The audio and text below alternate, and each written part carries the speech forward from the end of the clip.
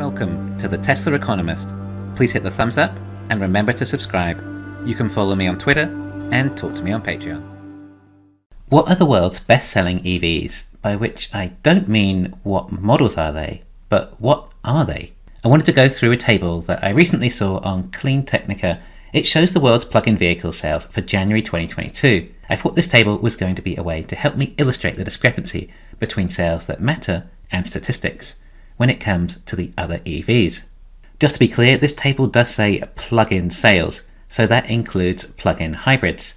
Yes, when you say EVs, then you're allowed to include hybrids. It's a marketing thing, to allow Chinese statistics to appear bigger than they really are. They also like to rename things to be more clever, such as NEVs, which again is just another stupid acronym to hide your disappointing BEV sales.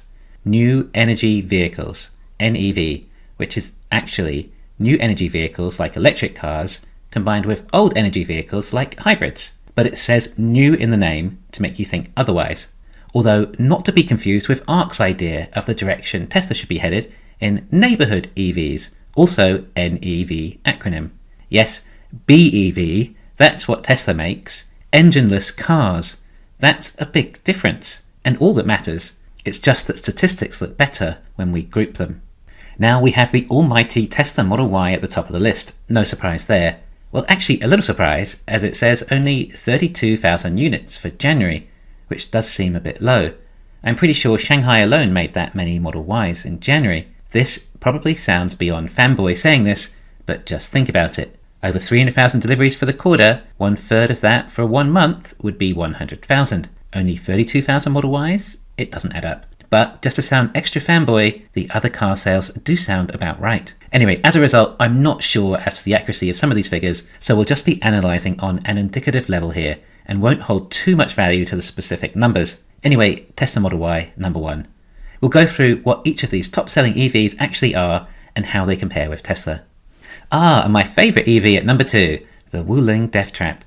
It comes in second with 26,000 units, which isn't too far off the Model Y. Of course, this is just an electric scooter with a shell and not overly advanced on the production line, which meant that it was able to hit volume production. Yes, the only other EV to hit volume production. Not only that, it did it at a profit. GM even owns a share in it, and I think they received something like $50 per vehicle sold. Anyway, it's a very low-cost EV that is catered to its market, although it's starting to lose market share. It does actually usually sell for more units than this in a month. January was particularly low. Of course, it still wouldn't come in as high as Model Y's real sales numbers. And next on the list we have a BYD, but this is one of their hybrid models, and that hasn't even reached volume production either. BYD can't even hit volume production on their hybrids yet, let alone their BEVs. But these hybrids take up spot 3 and 4, before the Model 3. So Model 3 was actually the third spot, as, like I said, the industry likes to arbitrarily group PHEVs and BEVs, but in reality we should ignore the PHEVs and put the Model 3 in the third spot, with 15,000 units. 15,000 units? Again, this is a strange number. It would take Model 3 and Y sales to a total of 48,000 units for January, then perhaps 53,000 total if you include S and X. Tesla must have sold close to double that, to align with a 300,000 quarter. Anyway, perhaps they're just using the China production numbers here or something. I did, however, take the liberty of correcting the graph somewhat to just illustrate a more indicative lead as to where Tesla's production really is, and I thought I would also edit the Wuling too, to a more average level of production, just to give you a better idea to truly compare the contrast between Tesla and the rest. I also compared the rest of the EVs, and they all seem to be about where they should be. Then another meaningless hybrid from Li Autos. If it has an engine, then it's not important. Alright, so finally after all that, we get to the first BEV after Tesla that can legally be sold in developed markets. And it's Volkswagen with the ID.4. The ID.4 does undercut Tesla in price, but it's a lot more basic than a Model Y and a lot less of a vehicle, and they lose money on them. I'm not sure the Volkswagen brand has quite the prestige to be able to be making EVs to get away with the sort of price tag it needs.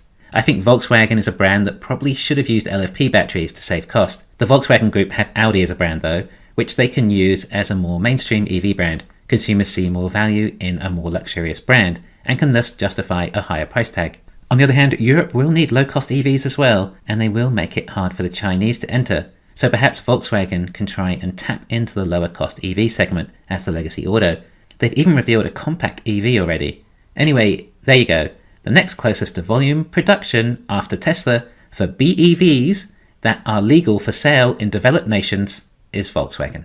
Then, the first BYD BEV to enter the top 20 is the BYD Dolphin. Now bear in mind, this is a very low cost EV, starting at something like around $16,000. However, despite such a low cost and priced to the mass market, they're still only producing under half volume production and haven't gone any further for months. This is for a very basic small vehicle, yet still seem to struggle just as much as their larger vehicles to achieve volume production. This would make it more difficult to produce a profit from this vehicle, as it is selling for a much lower cost with similar overheads to their larger vehicles. I don't know why they went for such a cheap vehicle when the market has not yet saturated on more expensive versions of vehicles. Going for a lower priced vehicle would even mean your demand is so low you have to offer lower cost models to reach a larger market, which I don't think is likely with BYD, or it's just a bad move, tapping a market where there is such little profit, or none, especially if you still can't mass produce. And BYD's larger Han is pretty much doing the same numbers too, which is what I'm saying. They could have made another model that is that price point too, where there is more profit available. Next, we have the Chery, which you may not have heard of, who've been doing well and growing lately, at least with percentages and statistics. Well, they're a competitor to the Wuling. This is the Chery QQ ice cream death trap, but you get a larger battery than the Wuling for a similar price. So it has been eating the Wuling's market share. It has a 20 kilowatt hour battery and sells for under $5,000. Then the Chang'an Benny EV, which is about $10,000 with a 32 kilowatt hour battery. Then there's a few others, and then we don't get to the next BYD BEV until we're at 7,000 units a month. And one Xpeng model makes it into the top 20 too. NIO didn't crack the top 20, their growth seems to be rather limited also. Same for Polestar, not in the top 20. So, okay, BYD are nearly at 50% of volume production for some cars, well, 2 of their BEV lines. Then the next closest is almost a quarter the way. This is the same for all of them. The Chinese are no better than Legacy. In fact, Legacy are better than the Chinese according to these numbers. It was like Herbert Diess talking about the fact that a Tesla moves off the production line 3 times faster than an ID3, and probably 5 times faster in Texas, when that's ramped. That's Elon's legendary BEV volume production for you. But we should give Volkswagen some credit, as it is the only EV in the top 20 that is a legacy auto. And we know Herbert Diess has been working hard on getting Volkswagen to move into electric. Volkswagen were ahead of all the other non-death trap Chinese EVs too. Of the top 20 EVs, only perhaps 1/3 of them are BEVs that are eligible for sale in the developed markets. As you can see, they are all still in very low numbers. Yet we're still inundated with headlines like Xpeng more than tripled EV sales in March, yet their total sales for March are only 15,000 units. It's easy to triple your sales when they're close to nothing. It's the next tripling that is the hard part. It seems like people assume this growth will continue. It continued for Tesla, and this is much faster growth than Tesla has seen recently. It doesn't take a genius to see that they're all capping out at around only halfway to volume production.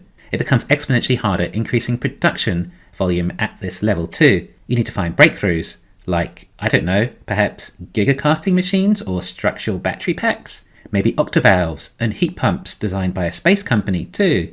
Elon continually expresses that volume production is not going to be possible for them. He knows how hard it was for him, and how much better Tesla is than everyone else, and thus how much they will struggle. Also, bear in mind a lot of these Chinese EVs that are growing, they're growing in quantity with lower quality cars and much less range. It looks like the EV expansion is increasing at a rapid rate on paper as a result. These are very low cost EVs and likely not being bought instead of an ICE car, but instead of an ICE scooter. As in, China isn't just replacing ICE vehicles, they're still building out their actual auto market. Also, all these Chinese vehicles, well, the vast majority are sold in China, and they all receive a subsidy too, which has been dwindling over the years, and there is talk of that ending too soon. Thanks for listening. Please hit the thumbs up and subscribe. You can follow me on Twitter and talk to me on Patreon.